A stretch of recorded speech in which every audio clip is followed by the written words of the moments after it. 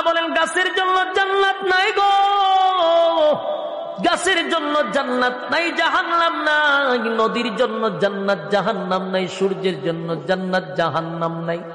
বান্দা তোর জন্য জান্নাতও আছে রে, তোর জন্য জাহান্নামও আছে। তাই গাছ, নদী, নালা, খাল, বিল, কীট পতঙ্গ জিকির করবে যতদিন বেঁচে থাকবে ততদিন।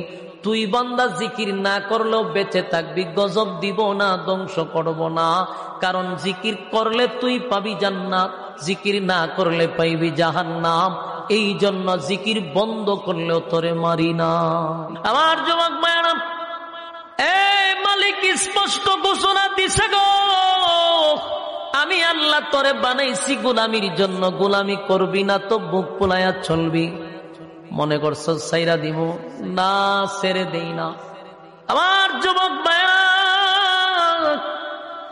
পৃথিবী কিন্তু চিরস্থায়ী নয় গো, এটা কিন্তু ক্ষণস্থায়ী, এটা আমরা সবাই জানি। এখানে